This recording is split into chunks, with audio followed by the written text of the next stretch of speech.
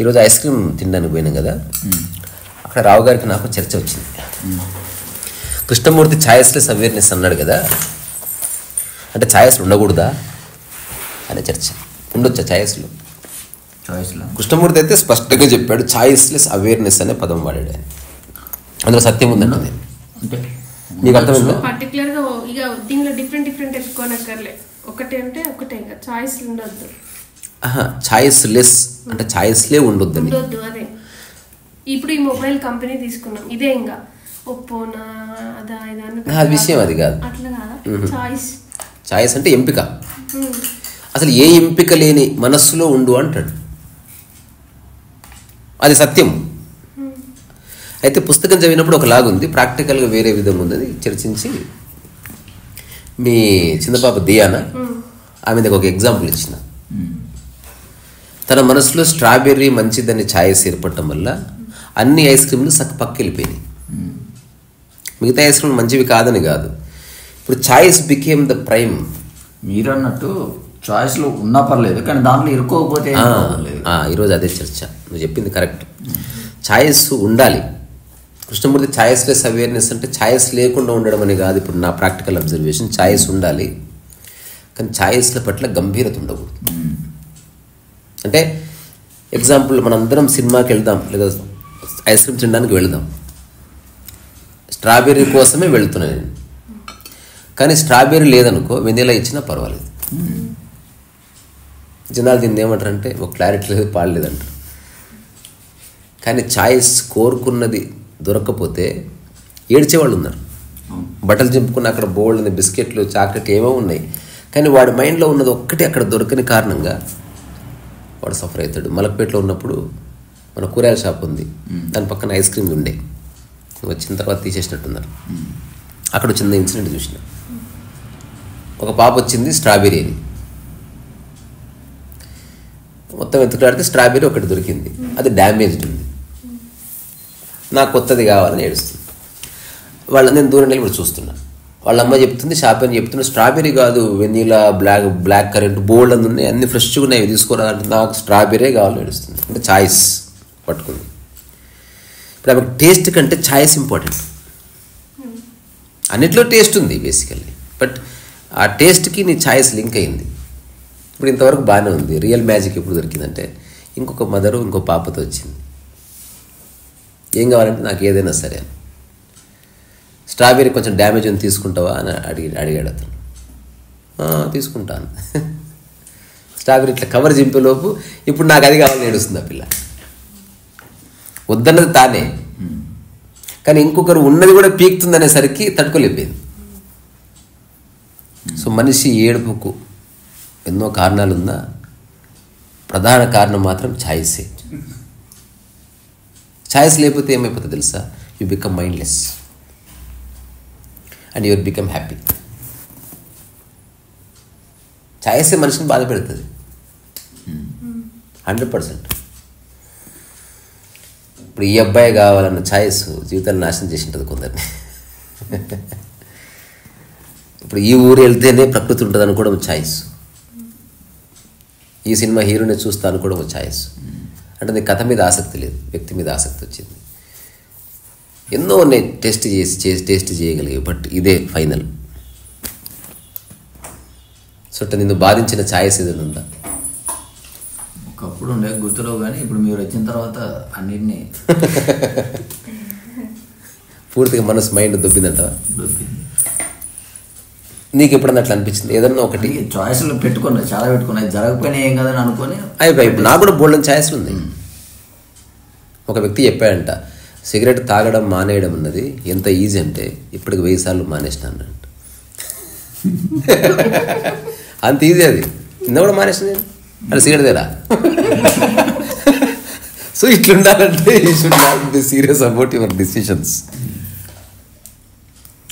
దాన్ని గంభీరంగా తీసుకోకపోతే అయితే వ్యక్తిగతంగా ఛాయిస్ వేరే, సంస్థాగతంగా ఛాయిస్లు వేరే. బిజినెస్ చేయాలంటే ఛాయిస్ పట్ల క్లారిటీ ఉండాలి. ఇప్పుడు ఎక్కడ అడవిలో నువ్వు షాప్ పెడితే కుదరదు, దాని ఒక పర్టికులర్ ప్లేస్ ఛాయిస్ అది వేరే. సో ఆధ్యాత్మికత వ్యాపారానికి సంబంధించి సంస్థకు సంబంధించినవి కాదు కనుక, వ్యక్తిగత విషయాలకు సంబంధించే కనుక ఛాయిస్ వద్దు. మళ్ళీ ఛాయిస్ వద్దంటే అసలు ఏ ఛాయిస్ వద్దు అనుకోవద్దు. మనం ఏదన్నా బిజినెస్ స్టార్ట్ చేస్తున్నాం, ఖచ్చితంగా లోగో ఏంది, రంగు ఏంది, కథ ఏంది, అలాగే ఉండాలి, మనం పోరాడాలి, అలాగే ఉండాలి, చూడాలి, అట్లా దాని శాంక్టిటీని మెయింటైన్ చేయాలి. ఏ లొకేషన్ పర్లేదు, నాకే ఛాయిస్ లేదు, అట్లా కుదరదు. ఇప్పుడు పొలంగా ఉంటుందో ఖచ్చితంగా ఛాయిస్, అది వ్యవస్థకు సంబంధించింది. అది వ్యక్తిగతమైన విషయాల గురించే ఆధ్యాత్మిక విషయం మనం మాట్లాడుతున్నాం. సో మనం బిజినెస్ చేస్తున్నప్పుడు అక్కడ నువ్వు ఆనందం గినందం కోసం చేస్తలేవు, అది ప్యూర్లీ మనీ కోసం చేస్తున్నావు అంతే. నీకు స్ట్రెయిన్ అయినా, నీకు ఏమంటారు కొంచెం ఇబ్బంది అయినా, అది నువ్వు just you are doing it for money. ప్రశాంతత కోసం ఎవడు బిజినెస్ చేయడు. ప్రశాంతత కావాలంటే 2 నెలలకు ఒకసారి ఎక్కడన్నా వేరే దేశానికి పోయి రెస్ట్ తీసుకో, అది వేరే సంగతి. సో అట్లా. సో కృష్ణమూర్తి ఛాయిస్లెస్నెస్ అవేర్నెస్ అన్నది మిస్అండర్స్టాండ్ చేసుకుంటే వదిలేసిపోయే ప్రమాదం ఉంది.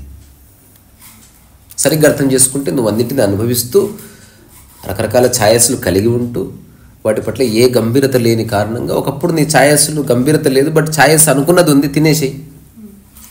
ఛాయస్లో గంభీరత లేదు కాబట్టి ఆల్టర్నేటివ్ ఆప్షన్స్ బోల్డ్ అని ఎంజాయ్ చేయొచ్చు.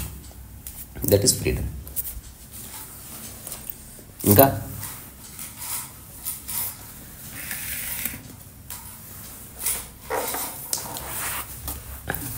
ఈరోజు ఒక చిన్న డిస్కషన్ వచ్చింది, చూద్దాం. పవిత్రత అంటే పవిత్రత అంటే మైండ్ దా బాడీదా దేనిదైనా అంటే కల్మషం కానిదంటే పవిత్రం. నిర్వచించండి అంటున్నా. పవిత్ర ప్రేమ అన్నారు కదా, స్వచ్ఛత వేరే. ప్యూరిటీ పవిత్రత. ఇప్పుడు గిన్నె స్వచ్ఛంగా ఉంటుంది, పవిత్రత అంటే ఏంది అసలు? What is it? అంటే వస్తువుని బట్టి మనిషిని బట్టి అట్లా మారుతుంది కదా. ఇప్పుడు మనం ప్యూరిటీ అని అంటే అన్నిట్లా ఒక దేనికి పవిత్ర దేనికైనా అనేది ఒకటే చెప్తే ఉంటుందా? పవిత్రత నిర్వచనం సేమ్ మనిషికైనా దేనికైనా. నేను పతివ్రత గురించి మాట్లాడితే అది కూడా, అందులో కూడా పవిత్రతనే ఉంది. రెండు ఏమంటారు, జంబుల్ వర్డ్స్ లాగా ఉన్నాయి కదా, పవిత్రత, పతివ్రత. ఏదైనా అంటే పర్సన్స్ గురించి చెప్తే ఎక్కువ మంది కనెక్షన్స్ కి వెళ్ళకుండా, ఫిజికల్ గా ఫస్ట్ చెప్తున్నా, ఏమైనా టచ్ చేయకుండా, అంటే ఎక్కువ సాంగత్యంలోకి వెళ్ళకుండా ఒక రకమైన సాధనలో ఉంటూ పవిత్రతని మెయింటైన్ చేస్తున్నామని అనుకుంటారు. అదంతా బక్వాస్, అదంతా బక్వాస్. అది సరైన వ్యక్తి నడుముగిలితే అంత వ్యక్తి తెలుసా? సరే అది అనుకుంటారు ఆశ్రమాలు అనుకోని చెప్పారు. అంటే వాళ్ళకి రైట్ పర్సన్స్ రానియకుండా గేట్లు వేస్తున్నారు. గేట్లు ఓపెన్ చేయమని చూద్దాం ఎవరెవరు ఏ ధ్యానాలు చేస్తారు.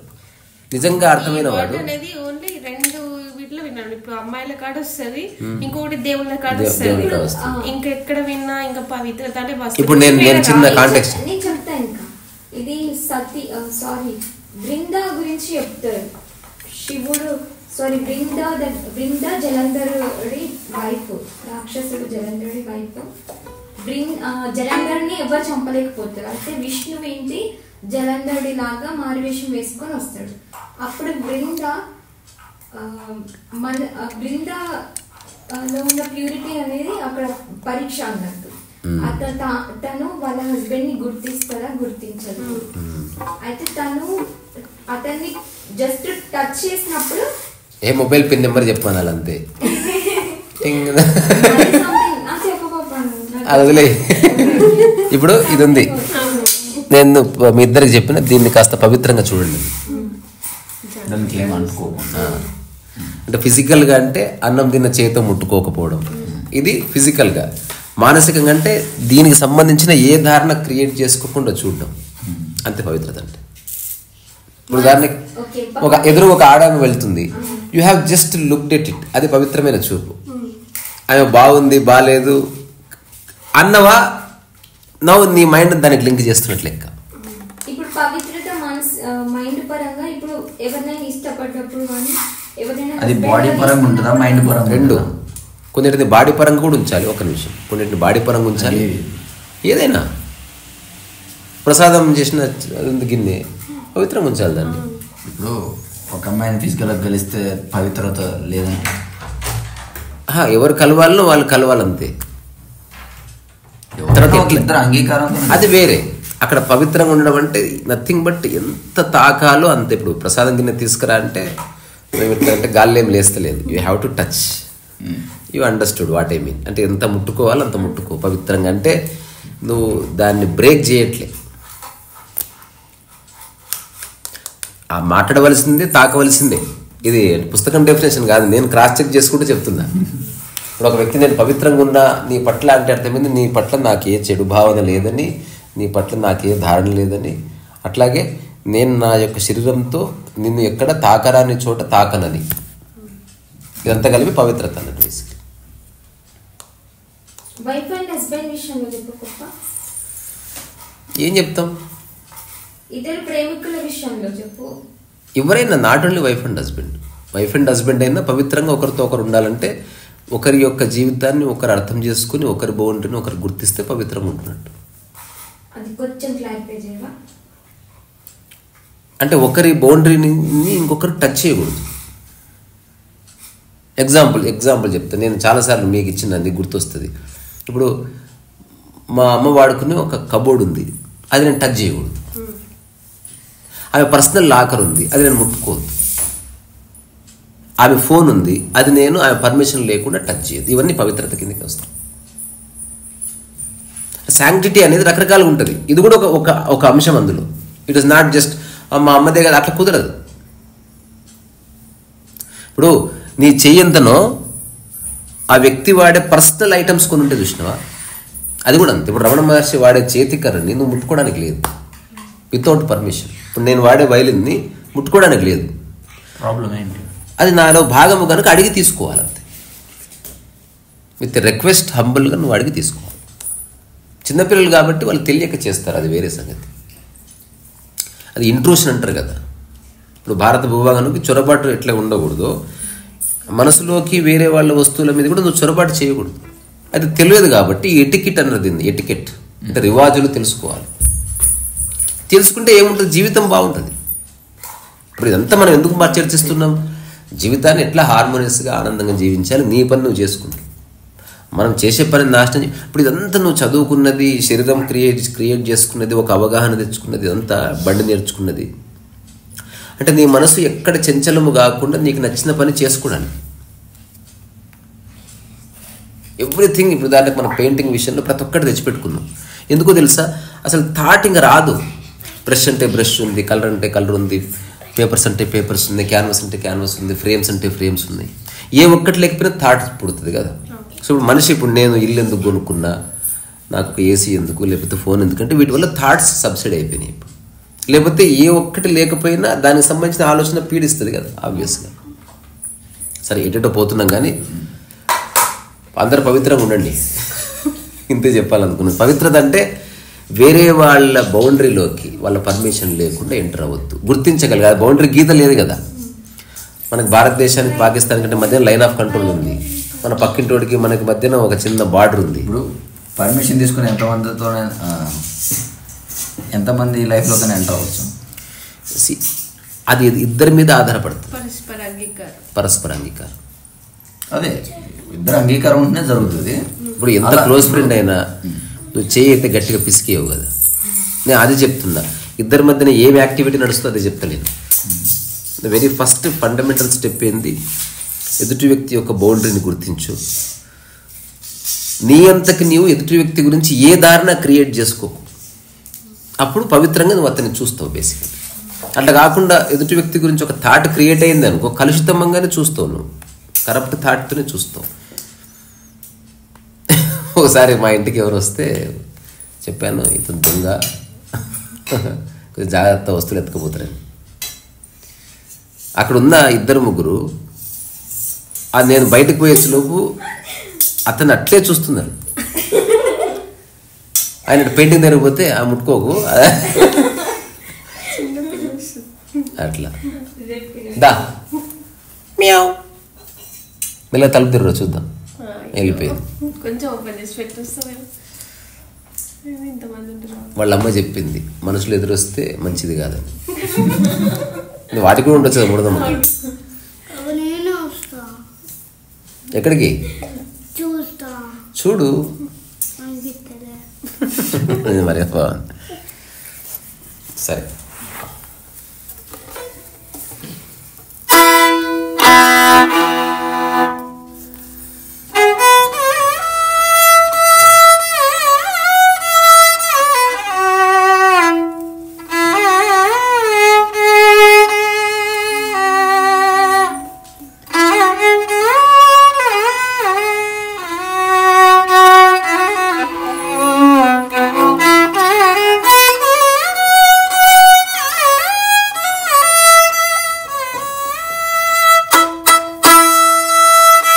పాడి చెప్పు.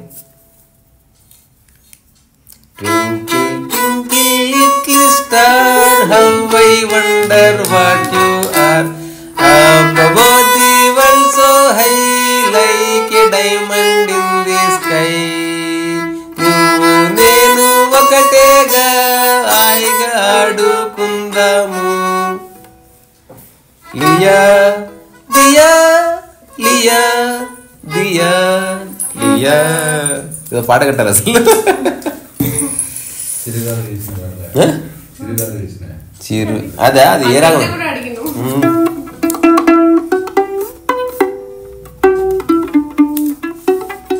అంతే, అది ఏ రాగం అయితే కొంచెం కలహరపోయే లక్షణాలు కనిపిస్తున్నాయి. సో పవిత్రంగా ఉన్నవా లేదా నీకు తెలుస్తుందిరా, ఎవరికి తెలియదు. Purely personal experiences. చివరి నాకు ఏదుంటే తెలుస్తుంది పవిత్రత. ఒక వ్యక్తి గురించి కాదు, హర్ట్ చాలా చాలా దూరం. అసలు చూడగానే ఆ వ్యక్తి ఇదే నిర్ణయించుకున్నవా, పవిత్రత నుంచి నువ్వు బయటపడ్డావు. అసలు ఏ నిర్ణయానికి రాకు, వ్యక్తిని వ్యక్తిగా చూడంతే. Don't create any imaginative thoughts. ఏమి చేసుకోవద్దు, నో, ఏమి వద్దు, అంతవరకు ఓకే. దెన్ పవిత్రమైన చూపు అది. అట్లా కాకుండా ఇప్పుడు నా గురించి ఎవరోదో చెప్పారు, దాన్ని బేస్ చేసుకుని అక్కడి నుంచి చూసే చూపు ఉంటుంది, కరప్ట్ అయిపోయింది. ఏదన్నా ఉండని క్షణక్షణం జీవితం మారుతుంది, దాన్ని ఎందుకు క్యారీ చేస్తుంది? మళ్ళీ ఫ్రెష్గా చూడాలి. మళ్ళీ ఎంత చేస్తా అసలు ఉండదు వాళ్ళతో. చూస్తే ఫ్రెష్గా చూడలేకపోతే చూసి వెళ్ళిపో అక్కడి నుంచి.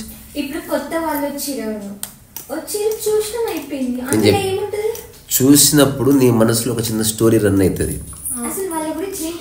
తెలియాల్సిన అవసరం లే. You makeup A story. ఎవరి గురించి అయినా నీ మనసులో ఒక చిన్న థాట్ ఎస్టాబ్లిష్ అయ్యి దాన్ని నువ్వు, ఇది పీచ్ మిఠాయి సుడతారు చూడు, అట్లా థాట్ని సుడుతూ ఉంటావు. ఇంకా స్టోరీ రన్ అవుతుంది లోపల. అక్కడి నుంచి మన కోపం వస్తుంది, నెక్స్ట్ బ్లాస్ట్ అవుతాము, నాకు ముందే తెలుసు అంటాం. ఇట్లాంటివన్నీ అది ఖచ్చితంగా జరుగుతుంది. అంటే చెప్పకపోవడం కాదు. This is what mind does. పీచ్ మిఠాయి సుడుతూ ఉంటుంది. అది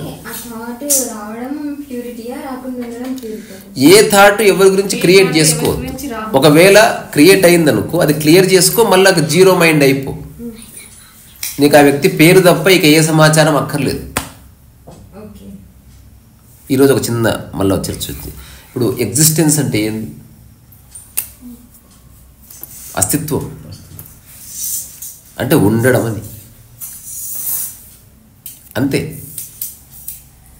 జస్ట్ ఉండడం, దానికే పేరు బీయింగ్. హ్యూమన్ బీయింగ్ అన్నారు కదా. అసలు హ్యూమన్ బీయింగ్ ఎవ్వరు లేరు. రమణ మహర్షి ఒక్కడు హ్యూమన్ బీయింగ్, మిగతా వాళ్ళంతా హ్యూమన్ బికమింగ్సే. దే ఎట్ టు బీయింగ్ ఇంకా కాలే, బికమింగ్ ఇంకా వాళ్ళు తయారవుతున్నారు. ఇంకా ఏదో అయితే తప్ప వాడు బీయింగ్ కాడు. ఏదైతే బీయింగ్, ఏ కోరిక లేదు, ఏ ఆలోచన లేదు, ఏ వైఖరి లేదు, ఏ ధారణ లేదు ఎవరి మీద. జస్ట్ ప్యూర్ లుక్ కుదరదు.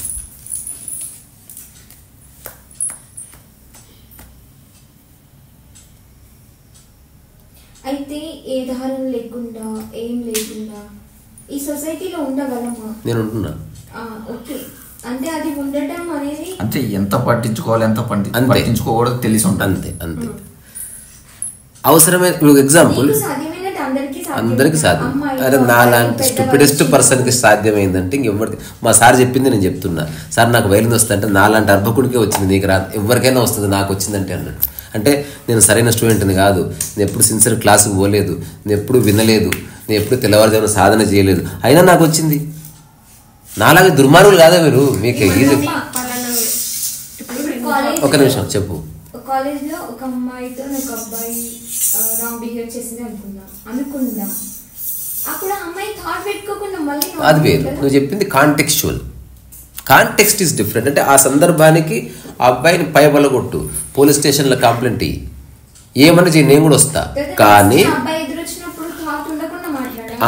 అంటే ఇప్పుడు దానికి సంబంధించిన రిజర్వేషన్ వచ్చేసింది.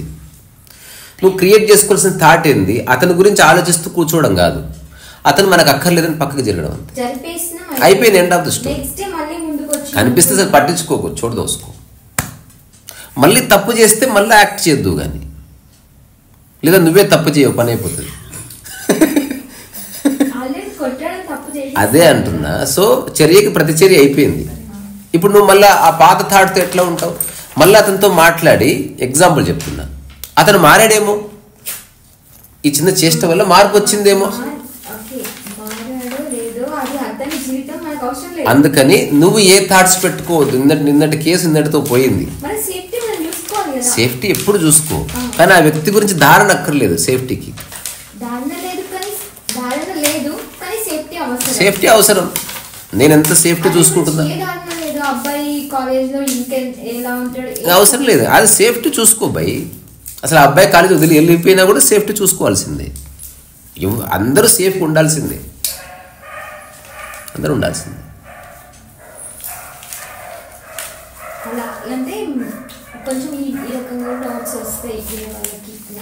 Correct correct. నువ్వేదో అడుగుతున్నావు. ఇప్పుడు మీరు అంటే ఇప్పుడు ఒక ఉన్నారు, నేను జాబ్ చేస్తాను కదా, వేరే వాళ్ళతోటి ఇంట్రాక్ట్ అవ్వక తప్పదు, మాట్లాడతాం. వాళ్ళు పదే పదే మన వర్క్ని తీసుకుంటూ ఉంటారు, అంటే మనకు రావాల్సిన దాన్ని వాళ్ళు తీసేసుకుంటూ ఉంటారు. అప్పుడు వాళ్ళతోటి మళ్ళీ కొత్తగా చూడలేము కదా, కోపం అనేది. ఇంతకుముందే చెప్పిన వర్క్ వేరు, లైఫ్ వేరు.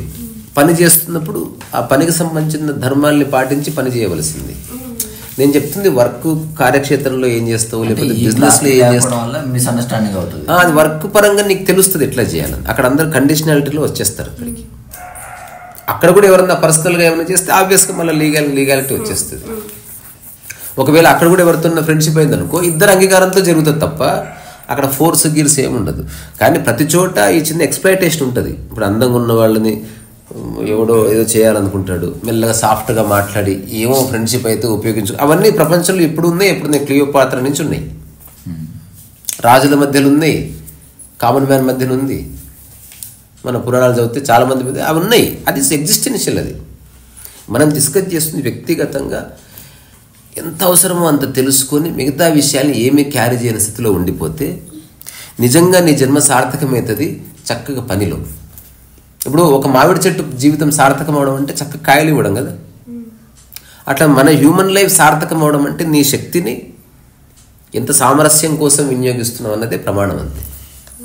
ఇప్పుడు నువ్వు కోట్లు సంపాదించావు బెటా, కానీ ఇంట్లో ఉన్న వాళ్ళతో సామరస్యం లేదనుకో, వాట్ ఇస్ ద పాయింట్?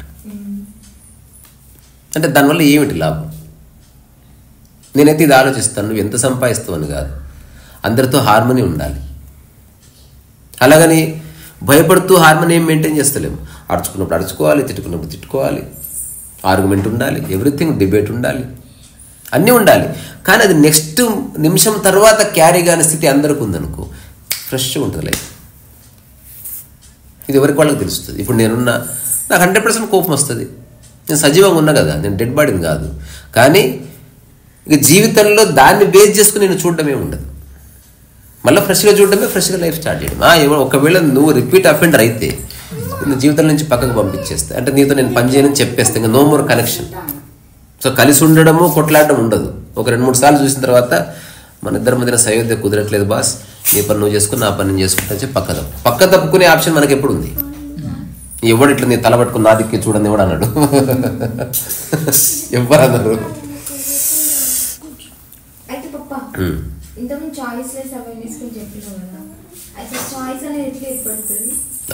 ఇంతకుముందు అది కూడా చర్చలోకి వచ్చింది. 5-6 రకాలుగా ఏర్పడుతుంది. మొట్టమొదటి ఛాయిస్ పేరెంట్స్ వల్ల, బంధువుల వల్ల, శ్రేయోభిలాష వల్ల ఏర్పడుతుంది. ఛాయిస్ ఎప్పుడు ఏర్పడుతుంది అంటే రిపీటెడ్గా థాట్ జనరేట్ అయితే ఛాయిస్ ఏర్పడుతుంది. ఎగ్జాంపుల్, దియాకి నీకు రెడ్ కలర్ బాగుంటుంది అని చెప్పడంతో తనకి రెడ్ మీద ప్రత్యేక ఆసక్తి ఏర్పడి ఛాయిస్ ఏర్పడ్డది. ఇదొకటి. రెండోది, తాను ఒక 20-25 ఏదన్నా టెస్ట్ చేసినప్పుడు అన్నింటిలోకి తనకొకటి నచ్చుతుంది, నచ్చి దానికి ఫిక్స్ అయ్యి ఒక ఛాయిస్ ఏర్పాటు అవుతుంది. మూడవది భవిష్యత్తులో కొంచెం యవ్వనం వచ్చిన తర్వాత తను ఆరాధించే పెద్ద పెద్ద సెలబ్రిటీస్ అట్లాంటి వాళ్ళు ఉంటారు కదా, వాళ్ళు ఏదైతే ఎంచుకుంటున్నారో అవి తన ఛాయిస్లుగా మార్చుకుంటుంది. ఇప్పుడు ఉదాహరణకి సూపర్ స్టార్ రజనీకాంత్ ఐఫోన్ వాడుతున్నాడు అనుకో, ఐఫోన్ ఈజ్ ద బెస్ట్, లేకపోతే ఆయన ఎందుకు వాడతాడు, ఐ లవ్ ఐఫోన్ అని అట్లా ఛాయిస్గా మారుతుంది. అండ్ అక్కడి నుంచి కట్టర్తా వస్తుంది, ఇదే కరెక్టు నీ తప్పు. సో ఛాయిస్ ఏం చేస్తుంది, గొడవకు దారితీస్తుంది, నాదే కరెక్ట్ అని వాదించడం స్టార్ట్ అవుతుంది. సో ఛాయిస్ వల్ల ఏమవుతుందంటే నీ ప్రపంచంలో కోటాను కోట్ల ఆప్షన్స్ ఉన్నా నీ మనసులో ఉన్న 5-6 వస్తువులనే నువ్వు వెతుకులాడుతూ ఉంటావు. అవి ఉంటే ఎగిరి గంతులు వేస్తావు, అవి లేకపోతే బాధపడతావు.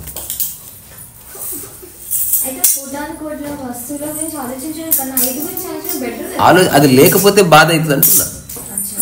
ఎగ్జాంపుల్, ఇప్పుడు నేను పెళ్ళికి ఈ విధమైన డ్రెస్ ఉంటేనే బాగుంటుందని అనుకున్నావు, బయటికి వెళ్తే ఆ వారం ఆ డ్రెస్సే లేదనుకో మార్కెట్లో, అసలు నువ్వు పెళ్ళిని ఎంజాయ్ చేయవు. అది ఆ ఒక్క ఛాయిస్ అనేది నీ హోల్ డే నాశనం చేస్తుంది. చాలాసార్లు అంటే మనం కొంచెం క్లోజ్గా వెళితే జీవితాలు నాశనం చేసుకునే వాడు అందరూ పిచ్చి ఛాయిస్లతోటి. ఎగ్జాంపుల్, నాకు తెలిసిన ఒక కుటుంబం ఉంది, ఆమె ఛాయిస్ ఏంది, పెద్ద ఆవిడది తూర్పు దిక్కు వాకిలు ఉండాలని ఆమె ఛాయిస్. కొడుకు ఇల్లు కొనేసిండు, పడమర దిక్కు ఏదో వేరే దిక్కు ఉంది, రోజు ముఖం మార్చుకుని ఉంటుందిరా. నేను రీసెంట్గా వాళ్ళని కలిసిన, ఇట్లా చేసిన కొడుకు ఇక్కడ దిక్కు వచ్చిందో బొక్క పెట్టుకో అయిపోతుంది అని. తర్వాత నీకు తూర్పు దిక్కు ఇల్లు ఉంది, నువ్వు తూర్పు దిక్కే కూర్చుంటావు, అన్ని దిక్కులో కూర్చుంటావా? ఇప్పుడు ఏ దిక్కు కూర్చొని మాట్లాడుతున్నావు? నీ ఆనందాన్ని డోర్కి ఎందుకు లింక్ పెట్టినావు? డోర్ బయటికి వెళ్తే తూర్పు అన్ని దిక్కులు ఉంది కదా, అసలు తూర్పు దిక్కు ఎందుకు ఇల్లు ఉందన్న తెలుసా నీకు అని అడిగాను. తెలియదు, మా నాయన చెప్పిండన్నది. మీ నాయనకు బుద్ధి లేదు, నీకు బుద్ధి లేదు. రెండే రీజన్స్, గాలి వెలుతురు వస్తుందని, అంతకుమించి ఏమీ లేదు రీజన్. రెండవది, ఉత్తరం దిక్కు ఎందుకు ఉండకూడదు ఇల్లు డోర్ అంటే, ఒకప్పుడు శ్మశానాలు, నేను దిక్కుల పేరు తప్పు చెప్పుండొచ్చు, బట్ శ్మశానం ఒకప్పుడు అటుపై ఉండేది, ఊరి పశ్చిమ దిక్కు ఉండేది, దక్షిణం దిక్కు ఉండేది. ఇప్పుడు దక్షిణం దిక్కు ఉన్న తర్వాత గాలులు అక్కడి నుంచి దక్షిణం మీదుగా ఇట్లా వస్తాయి అన్నమాట. గాలికి ఒక డైరెక్షన్ ఉంటుంది. ఇప్పుడు ఎవరన్నా ఒక డెడ్ బాడీ క్యాన్సర్తో మరణించాడు, అనారోగ్యంతో మరణించాడు, ఇప్పుడు ఆ డెడ్ బాడీ కాలుతుంది అనుకో, అప్పుడు ఆ గాలికి ఈ డెడ్ బాడీ వాసన వచ్చి మన ఇంట్లోకి వచ్చే ప్రమాదం ఉంటుంది if you have a main door. అందుకని వద్దన్నారు, అంతకుమించి వేరే రీజన్ లేదు. ఇప్పుడు మనం శ్మశాన వాటికి పక్కన ఉన్నాం, ఏ స్మెల్ రాదు, ఎందుకంటే ఎలక్ట్రిక్ వచ్చేసినాయి. అసలు చచ్చిపోయిన వాడికి కూడా స్మెల్ రాదు. అంటే అంటే చచ్చిపోయిన వ్యక్తికి కూడా స్మెల్ రాదు, అంత బ్యూటిఫుల్ కాల్ చేస్తున్నారు మెల్ల ఉజ్జని ఇట్లా. చెప్తున్నా, అంటే అంత టెక్నాలజీగా వచ్చేసింది. ఒకసారి మా ఇంటి దగ్గర ఎవరో చచ్చిపోతే, వాళ్ళు వేరే క్యాస్ట్ కదా, మంచిగా నాన్ వెజ్ చేసుకొని తింటున్నారు 11వ రోజు. ఒక ముస్లామే అప్పటికి కళ్ళు తాగింది, కోతేయింది, ఏడుస్తుంది. ఏమని ఏడుస్తుంది తెలుసా? నువ్వు ఉంటే నువ్వు కూడా తింటు అంటే ఆ పక్కన ఒక ఆడే ఉంటే చికెన్ ఉండదు, ఎందుకుంటుంది, ఆడు పోయినందుకే చికెన్ ఉంది, కళ్ళు ఉంది. అవును కదా కొడుక, మర్చిపోయినా చెప్తే. ఏదేమైనా బిడ్డ, చివరి మాట ఏంటంటే లైఫ్ని ఎక్కువ సీరియస్ తీసుకోవద్దు. ఎంత గంభీరమైన విషయం అయినా సరే ట్రై టు సాల్వ్ అవ్వలేదో చూడదు. మనం ట్రై చేసిన వర్కౌట్ కాదు అంతే. ఎందుకు సాల్వ్ కాలేదు, నేను అనుకున్నట్టు ఎందుకు లేరు, నీవు అనుకున్నట్టు ఎవడున్నాడు, నీవు అనుకున్నట్టు నీ జుట్టే ఉండదు. అసలు మనం అనుకున్నట్టు ఒకడు ఎందుకు ఉండాలన్నది రియల్ క్వశ్చన్. ఎవడన్నా నువ్వు అనుకున్నట్టు ఉంటే లక్క, అదృష్టం అది. వాడు ఎప్పుడన్నా అటు ఇటు కావచ్చు, మళ్ళా ప్రస్తుతం అట్లా అయింది. అందుకని అసలు ఏం అనుకోకు, అద్భుతంగా ఉంటుంది లైఫ్. అనుకున్నావు అనుకో, అయ్యేవి అనుకో, ఇంకా బాగుంటుంది. ఇప్పుడు నిన్న ఈ 2 పిల్లలు చెప్పారు, నేను చెప్పింది ఏమి వినదు అన్నది. నేను చెప్పిన ఒక మాట చెప్తా వింటది. ఏంటంటే, ఇప్పటి నుంచి నా మాట వినకు అని చెప్పు, సరే అంటది. అట్లా ఒప్పుకుంటుంది కదా. చూడు, నువ్వు చెప్పింది విన్నా చూడు. ఒక హస్బెండ్ చెప్పాడంట ఫ్రెండ్స్తో, ఒకప్పుడు నా భార్య ఏం చెప్పిందో నువ్వు చెప్పేది, ఇప్పుడు నేను ఏం చెప్పినా సరే అంటుంది. ఏమంటుందో అంటే, ఇప్పటి నుంచి అంటుంది నేనే కడుగుతా, సరే అంటుంది. బట్టలు నేనే ఉతుకుతా, సరే. ఏం చెప్పినా సరే అంటుంది. అంటే ఏం చెప్తే సరే అంటుంది, అవి చెప్తున్నాడు. ఇప్పుడు నేను అంటే అందుకే కడుగుతున్నా. అంటే ఎవ్రీ వన్ లైక్స్ ఇట్. ఇప్పుడు నేను పుస్తకాలు రాసిన రాని రెస్పాన్స్ మా ఇంటిని అంటు కడితే వస్తుంది. సీరియస్లీ గుర్తించబడుతుంది.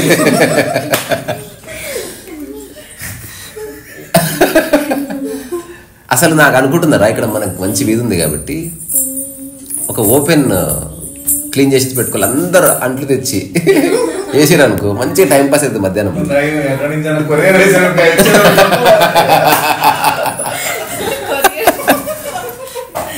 సో ఇప్పుడు ఎట్లయితే మనం ఆహ్లాదకరంగా ఉంటున్నామో జీవితాన్ని అంతా ఇట్లా ఆహ్లాదకరంగా గడపాలి, ప్రయత్నం చేయాలి. అప్పుడప్పుడు విషయం తెలియని వాళ్ళు కొంత పట్టుకోవడం, తెలియక వాళ్ళు కావాలని చేయరు. కావాలని చేసినందుకు వాడిని మార్చేది ఏం లేదు, ఇంకా వాడు కావాలని చేస్తున్నాడు కదా. అంటారు కదా ఒక ఓల్డ్ సామెత, నిద్రపోయే వాడిని లేపొచ్చు కానీ నిద్ర నటించేవాడిని లేపలేవు. అంటే నటించేవాడు ఎట్లా లేపుతావు? వాడు నువ్వు ఎంత పిలిచినా లేవడు, ఎందుకంటే ఇంటున్నాడు కదా. ఇంటున్నాడు కాబట్టి లేవడు వాడు. దానికి జెన్ ఆన్సర్ ఉంటుంది. ఇదే ఒక ఇంగ్లీష్లో నేను కథ చదివా, ఆ జెన్ మాస్టర్ చెప్తే నో దట్స్ రాంగ్ ఏమంటే సూత్తో గుచ్చు అని చెప్పాడు అనమాట. నువ్వు అసలు నిద్ర పోయేవాడిని నటించేవాడిని లేపాలని అవస్థ ఎందుకు? నిద్ర పోయేవాడిని నిద్ర నటించేవాడిని ఇద్దరిని సూత్తో గుచ్చు ముడ్డి మీద ఇద్దరు లేచి కూర్చుంటారు. అంటే డోంట్ వర్క్ హార్డ్. లాస్ట్ ఒక మాట చెప్తే, ఇప్పుడు ఎవరైనా ఒక వ్యక్తి నిజంగా మారాలనుకుంటే వినడం నేర్చుకోవాలి. ఫస్ట్ స్టెప్ అక్కడ ఉంది. తర్కించొద్దు. ఇప్పుడు వింటూ ఇందులో పెద్ద అర్థం లేదని కూడా తెలుసుకో, అది వాదనక్కర్లేదు. But listen. ఎవరన్నా ఒక 2-3 నెలలు జస్ట్ విన్నరనుకో, చాలా అద్భుతాలు జరిగితే మనసులో నీకు చాలా విషయం. అందరు చెప్పింది సత్యం అని అంటలేను, బట్ నీకు విచక్షణ తెలుస్తుంది. అంటే ఎవరేం చెప్తున్నారు, ఏ స్థాయిలో మాట్లాడుతున్నారు, ఎంతవరకు కరెక్ట్ ఉంది, ఎంతవరకు తప్పు ఉంది, చాలా విషయాలు తెలుస్తాయి. అంతర్గతంగా చిన్న చిరునవ్వు వస్తుంది నీకు. You feel happy inside. ఇంతకుముందు వారు అడిగారు లాస్ట్, ఇప్పుడు లిబరేషన్ ఎట్లా తెలుస్తుంది అన్న అని అడిగాడు ఫోన్లో. ఎట్లా తెలుస్తుంది లిబరేషన్? నాకు అర్థమైంది, లైఫ్ బాగుంది, నాకు ఎట్లా తెలుస్తుంది అది? ఐఎమ్ లిబరేటెడ్ అని ఎట్లా తెలుస్తుంది? ప్రెగ్నెంట్ అని తెలుస్తుంది కక్కితే. నీ అంటే సినిమాలో చూసినాం కదా, మరి నాకు తెలుస్తుందా? పోనీ నేను ప్రెగ్నెంట్ అని నాకు తెలుసు అంటలేను. ప్రెగ్నెంట్ అయితే తెలుస్తుంది ఈ సంకేతం వల్ల కదా, తెలుస్తుంది. అట్లనే ఇప్పుడు గురకం చూసి తెలుస్తుంది నిద్ర ఉన్నట్టు, గురకం చూసి తెలుస్తుంది నిద్రపోతున్నట్టు. ఏదో ఒక సంకేత మాత్రాలు ఉన్నాయి కదా. ఆవులిస్తే తెలుస్తుంది నిద్ర వస్తున్నట్టు, గోడలు పట్టుకొని లేస్తే మోకాళ్ళ నొప్పులు వచ్చినట్టు, ఏదో ఒకటి తెలుస్తూ ఉంటుంది. మరి లిబరేషన్ అయితే ఎట్లా తెలుస్తుంది నాకు అని అడిగాను. నేను చెప్పిన ఇప్పుడు ఎవరికన్నా అప్పిచ్చావా అని అడిగాను. అప్పిచ్చాను అన్నాడు. ఇప్పుడు అప్పు తీసుకున్నాను, అప్పు తీరుస్తావు కదా, అప్పుడు తెలుస్తుందా థాట్ వెళ్ళిపోయినట్టు? 100% తెలుస్తుంది. అట్లా తెలుస్తుంది. అంటే ఏదైతే థాట్ నిన్ను కూర్చుందో మనసులో ఇరుక్కోకుండా తెలుస్తుంది నీకు. అప్పు ఇవ్వాలి అతనికి, నేను తీర్చాల్సింది 10,000 ఉందని తెలుస్తుంది కాబట్ట నిరంతరం. ఇప్పుడు నువ్వు అప్పు ఇచ్చేసినావా, ఆ థాట్ ఎటు పోయింది? స్పూన్తో తీసేసినావా? ఎక్కడ పోయింది అది? ఎవరు ఆ చేష్టలో ఇది వెళ్ళిపోయింది చూడు. ఇప్పుడు నెక్స్ట్ కనిపించినప్పుడు ఈ విషయం మర్చిపోతే మళ్ళీ ఇవ్వాలి కదా. కానీ 100% రిజిస్టర్ అయితే జీవితకాలానికి వెళ్ళిపోతుంది, మళ్ళీ థాట్ కూడా రాదు. అట్లా నీ మనసులో ఏ అయితే ఆలోచనలు తిష్ట వేసుకొని కూర్చొని నేను ఇబ్బంది పెడుతున్నాయో ఒక క్షణంలో అన్ని దూది పింజలాగా తుఫ్ అని వెళ్ళిపోతాయి. అది నీకు తెలుస్తుంది. 100% తెలుస్తుంది. నువ్వు తింటే కడుపు నిండిందంటే ఎట్లా తెలుస్తుందో అంత రూఢిగా తెలుస్తుంది. ఇది ఫిలాసఫీ కాదు, వెరీ ప్రాక్టికల్. పోనీ అవ్వలేదనుకో, అట్లీస్ట్ అవ్వలేదని తెలుస్తుంది, ఏదో ఒకటి తెలుస్తుంది. ఎందుకో ఒక టాక్లో చెప్తే ఒకరు చాలా అప్రిషియేట్ చేశారు నన్ను. ఇప్పుడు సత్యం తెలియదనుకో, తెలిసినవాడు అదృష్టవంతుడు, తెలియనివాడు తెలుసుకునే అవకాశం ఉంది కాబట్టి అదృష్టవంతుడు. ఎటు చూసుకున్న అదృష్టమే. సో ప్రస్తుతానికి ఇంతే. రీసాల సోవేశం.